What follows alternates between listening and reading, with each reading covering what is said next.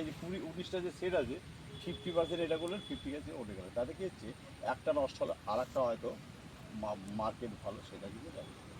তা আমরা একটা হিসাব করতে পারি, সে তো প্রাকৃতিক বিপর্যয় দুর্যোগ আছে, এবছর বৃষ্টিটা একটু বেশি, সেই জন্য ক্ষতিটা আপনার বেশি হয়েছে, আমি যেটা বুঝতে পারছি। হ্যাঁ, কারণ এতটা বৃষ্টি হয় না এবছর। তো আপনার জুন মাসের প্রথম দিক থেকে কন্টিনিউয়াস প্রতিদিন বৃষ্টি হচ্ছে, এবং আজকেও বৃষ্টি আছে। এত বৃষ্টি কোনোদিন হয় না বলে মনে হয় না। এখন যে শীতের সিজনটা আছে, হ্যাঁ এই সময় কিছুটা সলভ, একটা দিকে ক্ষতি হলো আর একটা দিকে লাভবান, এটা হচ্ছে কিন্তু এগ্রিকালচার ডাইভার্সিফিকেশন। অর্থাৎ কোনো একটা চারা হয়তো ওয়েদার ভালো নয়, রোদ আছে, খরা আছে, সেটা নষ্ট হয়ে গেল, কিন্তু অন্য একটা জাত কিন্তু সেখানে দাঁড়িয়ে যায়, তাহলে কী হচ্ছে সেইটার দামটা ভালো হয়, ভালো হলে এই ক্ষতিটা কিন্তু ওখানে লাভবান হয়, বুঝতে পারছি আর।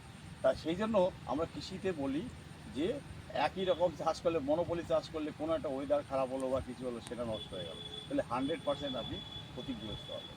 কিন্তু এই যে যেমন চন্দ্রমল্লিকা বললেন, মানে কিছুটা খরচা আছে না, খরচা তো আছে, কারেন্টের বিল আছে। আরে সেই জন্য তো 12 লাখ টাকা ধরলাম শুধু চালার জন্য। আর কত হয়, কারেন্টের বিল আছে, জল আছে, লেবার খরচা আছে, ওষুধ আছে, সার আছে। তো এই নিয়ে 12 লাখ টাকাটা প্রতি মাসে 1 লাখ টাকা কম নয়, ঠিক আছে। তা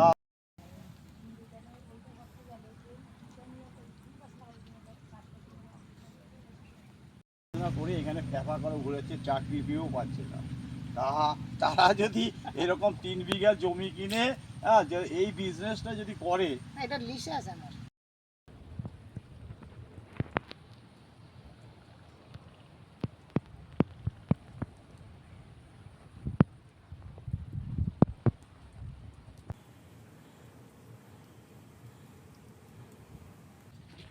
হ্যাঁ চন্দ্রমল্লিকা তো অনেক ভ্যারাইটি আছে।